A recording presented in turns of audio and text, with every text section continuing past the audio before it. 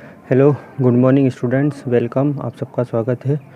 तो हमने जो पिछले वाले in previous session we discussed kinetic molecular theory of gases. हमने काइनेटिक मॉलिक्यूलर थ्योरी देखी थी, इसके सारे पॉइंट्स हमने समझे थे। ये आपको याद रखने हैं, सारे पॉइंट याद भी करने हैं, ठीक है। अब हम आगे देखेंगे, अगला टॉपिक जो है हमारा वो है behaviour of real gases and deviation from ideal gas behaviour. Real gas जो है वो किस तरह से बिहेव करती है, और डेविएशन मतलब फ्रॉम आइडियल गैस बिहेवियर, जो आइडियल बिहेवियर होता है उससे वो किस तरह से रास्ते से उस रास्ते पर नहीं होती है, थोड़ा सा उनमें डेविएशन होता है, मतलब थोड़ा अलग होती है। कुल मिला के ऐसा बोले तो आइडियल गैस किसको बोलते हैं? आइडियल गैस वो होती है जो कि PV is equal to NRT को फॉलो करे। ये जो रूल है हमारा आइडियल गैस इक्वेशन की, ये जो फॉर्मूला दिया है, इस इक्वेशन को पूरे तरीके से फॉलो करे तो वो आइडियल गैस कहलाती है।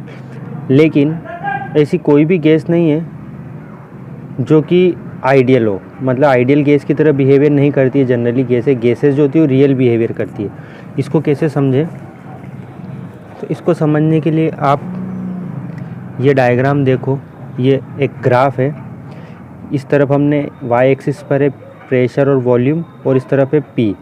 तो आपको पता है PV is equal to constant होता है, PV is equal to K होता है ना, आपको पता ही है। तो PV is equal to K होता है, मतलब प्रेशर वॉल्यूम का मल्टीप्लाई कांस्टेंट होता है।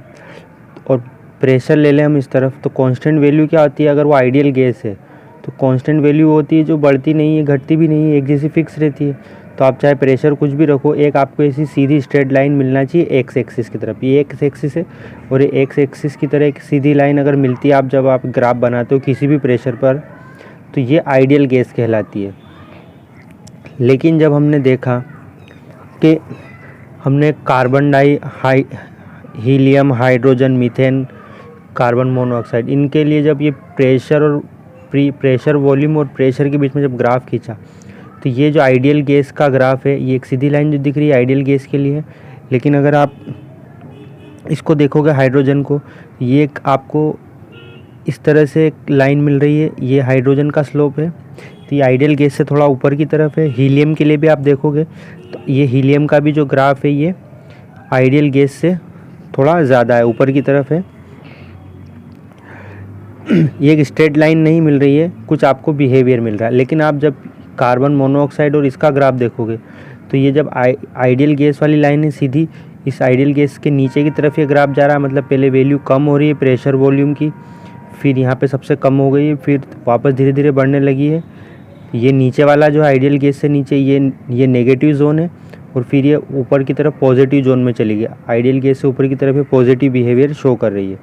इसी को हम डेविएशन बोलते हैं। अगर इसी की स्ट्रेट लाइन मिलती है तो वो आइडियल गैस है, और अगर स्ट्रेट लाइन नहीं मिल रही है, अगर वो लाइन से ऊपर है तो वो पॉजिटिव डेविएशन है, और अगर इस आइडियल गैस लाइन से नीचे है तो वो नेगेटिव डेविएशन शो कर रहा है। तो कार्बन मोनोऑक्साइड भी देखो आप, पहले ये नेगेटिव डेविएशन है, फिर धीरे धीरे ये बढ़ रहा है। तो हमने देखा, तो पहले तो ग्राफ क्या है, कम हो रहा है, फिर धीरे धीरे बढ़ रहा है। पहले negative zone, negative behaviour, then फिर पॉजिटिव बिहेवियर शो हो रहा है। इसी तरह से एक और ग्राफ देख सकते हो आप प्रेशर और वॉल्यूम के बीच में। देखो ये आइडियल गैस के लिए ये ग्राफ है, ये येलो कलर का, ये इस तरह से नीचे की तरफ जा रहा है, ठीक है। और लेकिन रियल देखोगे तो ये रियल इससे थोड़ा सा दूर है, मतलब अगर ये रियल गैस जो होती तो रियल गैस का ग्राफ भी सेम टू सेम इसके जैसा होना था, लेकिन इन दोनों में थोड़ा सा डिफरेंस है। देखो जब प्रेशर बहुत ज़्यादा है तो प्रेशर ज़्यादा होने पर क्या है, ये देखो इन दोनों ग्राफ में थोड़ा सा डिफरेंस है। लेकिन अगर प्रेशर कम है तो ये लगभग यहाँ पे इस पॉइंट पे आके सेम बिहेवियर दिख रहा है। तो ऐसा क्यों हो रहा है? रियल गैसेस जो है वो आइडियल गैस की तरह बिहेव क्यों नहीं कर रही है, किस जगह पर हमको समझना है। तो आप देखोगे real gases do not follow Boyle's law, Charles law and Avogadro law. जो आइडियल गैस होती है वो इन तीनों लॉ को परफेक्टली फॉलो करे, PV is equal to NRT को 100% फॉलो करे सभी कंडीशन में। लेकिन दो चीज़ें, why do gases deviate from ideal behaviour. Deviate मतलब विचलन होता है हिंदी में, मतलब अलग बिहेवियर क्यों कर रही है। तो आइडियल बिहेवियर से जो गैस है वो थोड़ा अलग बिहेवियर क्यों कर रही है, और what are the condition under which gases deviation from ideality. और वो कौन सी कंडीशन है जब वो आइडियल बिहेवियर से डेविएशन उनमें शो हो रहा है, आइडियल बिहेवियर से अलग है, वो कौन सी है? तो पहला तो क्यों हो रही है और वो कंडीशन क्या है। तो इसका आंसर लेने के लिए हमने जो काइनेटिक मोलिकुलर थ्योरी देखी है उसके 2 पॉइंट्स को हमको फिर से देखना होगा। वो 2 पॉइंट्स क्या थे? पहला पॉइंट ये था कि there is no force of attraction between the molecules of gas. ठीक है, मॉलिक्यूल जो होते हैं गैस के, इनके बीच में कोई फोर्स ऑफ अट्रैक्शन काम नहीं करता है। पहला पॉइंट तो ये। दूसरा पॉइंट है, हमने देखा था कि volume of the molecule of gas is negligible. Gas का जो वॉल्यूम होता है वो नेग्लिजिबल होता है in comparison to the space occupied by the gas. जो टोटल वॉल्यूम होता है कोई भी सिलेंडर का, उसके कंपैरिजन में गैस मॉलिक्यूल का कोई भी वॉल्यूम नहीं है। ये दोनों पॉइंट हमने, पहला no force of attraction between molecules and volume of the molecule of a gas is negligible. अगर एजम्पशन ए करेक्ट है, मतलब अगर गैस के बीच में कोई फोर्स ऑफ अट्रैक्शन नहीं है तो गैस कभी भी लिक्विड फॉर्म में नहीं कन्वर्ट हो सकती। लेकिन हमको पता है कि गैस को हम लिक्विड फॉर्म में कन्वर्ट कर सकते हैं लेकिन हमको ये भी पता है कि गैस लिक्विड फॉर्म में कन्वर्ट हो सकती है जब हम उनको कूल करते हैं, ठंडा करते हैं और कंप्रेस करते हैं। ठंडा करो और उनको कंप्रेस करो, प्रेशर बढ़ाओ। तो उसी तरीके से लिक्विड जब बन जाता है तो उसको कंप्रेस करना डिफ़िकल्ट हो जाता है। ठीक है, तो ये हमने देखा। This means that force, liquid को हम कंप्रेस नहीं कर सकते तो रिपल्शन फोर्स भी पावरफुल होता है और प्रिवेंट को मॉलिक्यूल को एक दूसरे में स्क्वैश होने से रोकता है। स्क्वैश होना मतलब उनको एक दूसरे से अंदर नहीं घुस जाते हो। अगर एजम्पशन बी करेक्ट है तो प्रेशर वॉल्यूम का जो ग्राफ है रियल गैस का और थ्योरेटिकल ग्राफ, वो एक जैसा होना चाहिए था, लेकिन ऐसा नहीं है। तो किस चीज़ में हमने, हमारी जो काइनेटिक मोलिकुलर थ्योरी है इसको फिर से एक बार देखना पड़ेगा। पहला पॉइंट जो है कि मॉलिक्यूल के बीच में कोई फोर्स ऑफ अट्रैक्शन नहीं होता है, तो ये थोड़ा सा इस पॉइंट को समझना होगा। मॉलिक्यूल के बीच में अगर फोर्स ऑफ अट्रैक्शन नहीं होता तो लिक्विड फॉर्म में नहीं आती है, लेकिन वो लिक्विड हो जाती है। तो हम देखते हैं एट हाई प्रेशर, जब प्रेशर बहुत ज़्यादा होता है तो molecule of gas are very close to each other. जब आप प्रेशर बढ़ा दोगे तो गैस के मॉलिक्यूल पास पास आ जाएंगे। तो मॉलिक्यूल जब पास में होंगे तो उनके बीच में मॉलिक्यूलर इंटरेक्शन शुरू हो जाएगा। Eight high pressure molecule do not strike the wall of the container with full impact. मतलब जब प्रेशर बहुत ज़्यादा होगा तो पहले जितने फोर्स से वो उसकी वॉल से टकरा रहे थे कंटेनर की, अब उतनी फोर्स से वो नहीं टकरा पाएंगे। क्यों? क्योंकि जब वो ज़्यादा पास में आएंगे तो एक मॉलिक्यूल दूसरे मॉलिक्यूल को अपनी तरफ खींचेगा, क्योंकि उनके बीच में फोर्स ऑफ अट्रैक्शन काम करेगा। तो जिस फोर्स से वो पहले टकरा रहे थे, हाई प्रेशर की बात कर रहा हूँ मैं, अगर प्रेशर बहुत ज़्यादा है तब ये फॉलो होगा। तो प्रेशर अगर बहुत ज़्यादा है तो फुल इम्पैक्ट से उससे नहीं टकरा पाएंगे।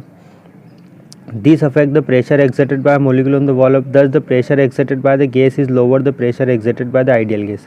तो आइडियल गैस का जो भी प्रेशर है उससे थोड़ा सा कम प्रेशर वो देगा। तो थोड़ा सा कम कितना है वो हम देखते हैं। देखो ये पी आइडियल है, प्रेशर आइडियल है, और ये रियल प्रेशर है। रियल प्रेशर थोड़ा सा कम होगा तो इस रियल में थोड़ा सा हम कुछ जोड़ देते हैं। हमने कुछ जोड़ा है, क्या जोड़ा है? कुछ प्लस किया, AN² डिवाइडेड बाय V²। इसको प्लस कर देंगे तो ये प्रेशर आइडियल गैस के प्रेशर के इक्वल हो जाएगा। जो रियल प्रेशर है वो आइडियल प्रेशर से थोड़ा कम होता है एट हाई प्रेशर पर। तो ये हमने प्लस किया AN² डिवाइडेड बाय V²। ये N क्या है? यहाँ पर मोल है, और V क्या है? यहाँ पर वॉल्यूम है, और A यहाँ पर एक कांस्टेंट है। A is a constant. ठीक है, उसी तरीके से अट्रैक्टिव फोर्स तो होती है, तो हमने प्रेशर को थोड़ा सा चेंज किया है। उसी तरीके से अब हम वॉल्यूम के बारे में देखते हैं क्या है।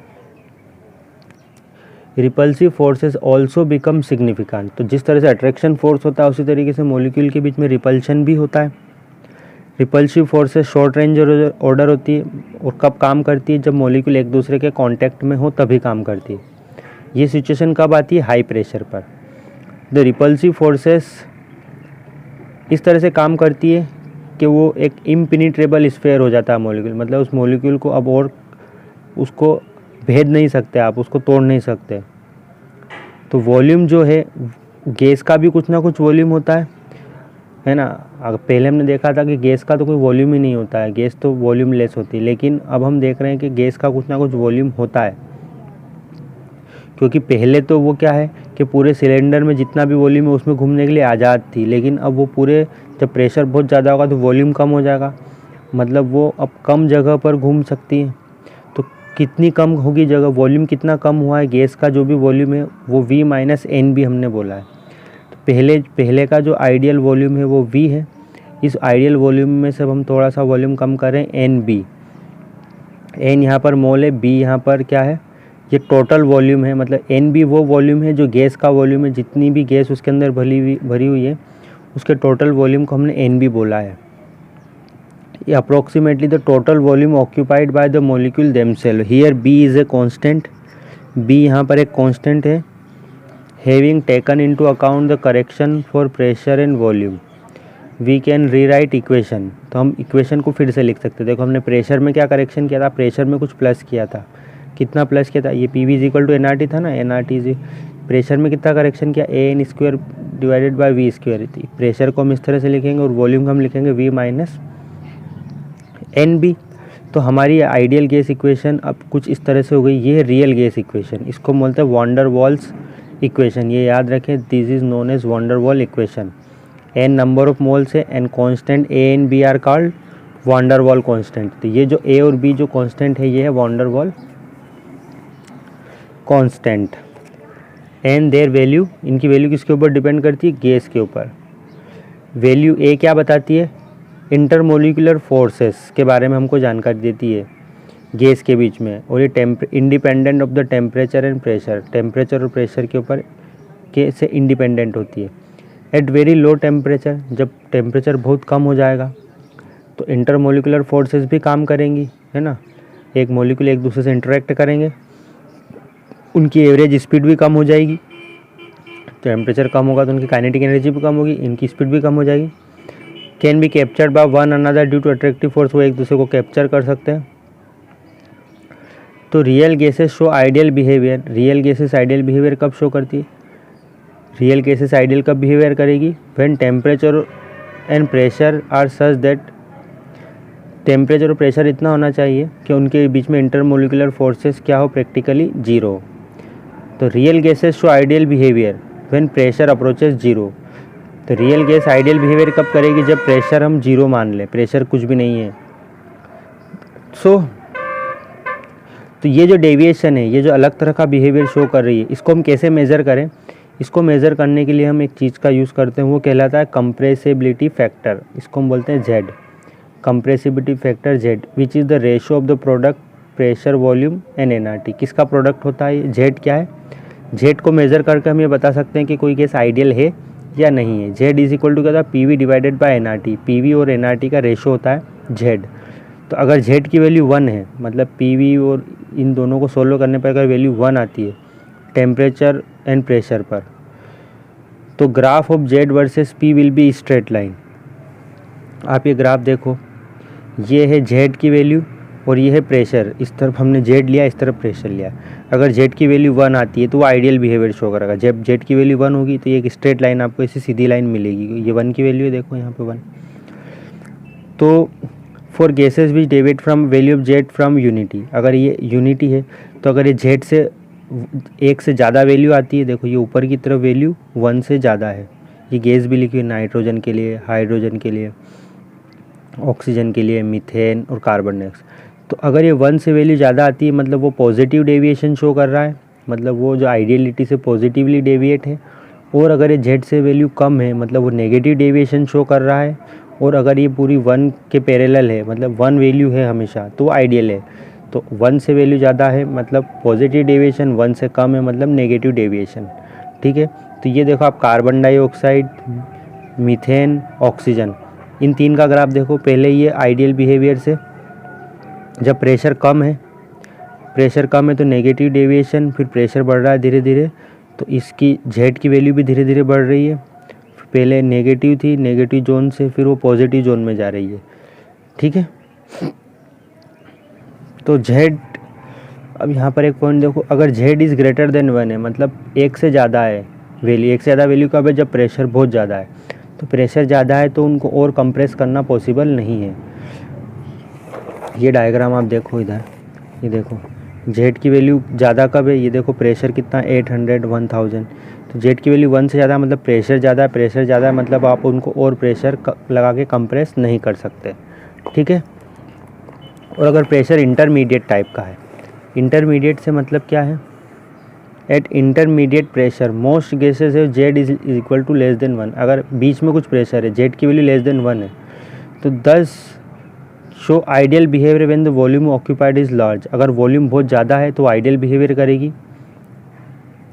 तो वॉल्यूम जो है गैस का हम उसको उस टाइम पे नेगलेक्ट कर सकते हैं, जो हमने पहला पॉइंट देखा था काइनेटिक मॉलिक्यूलर थ्योरी का, volume of the gas is negligible. अगर वॉल्यूम बहुत ज़्यादा है तो गैस का वॉल्यूम नेग्लिजिबल हो सकता है।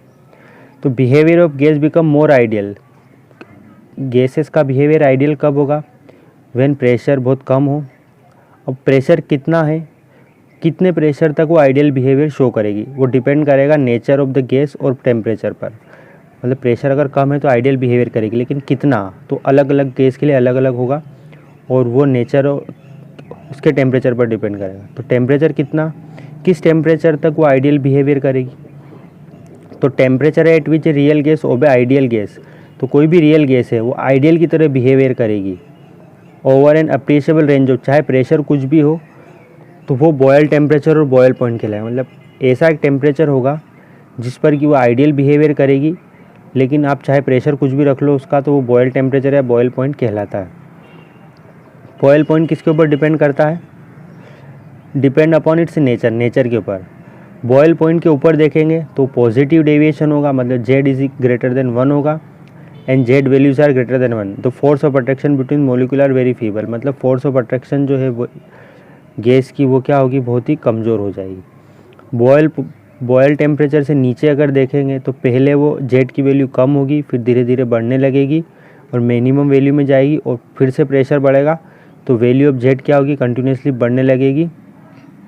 तो एट लो प्रेशर, अगर प्रेशर कम है और हाई टेम्परेचर है तो गैसेस कैसा बिहेव करती है, आइडियल बिहेव करती है। ये पॉइंट बहुत ही इंपॉर्टेंट है। आइडियल बिहेवियर कब होगा रियल गैसेस का, जब प्रेशर कम हो और टेम्परेचर ज़्यादा हो। This condition are different for different gases, ये अलग अलग गैस के लिए कंडीशन अलग अलग होगी।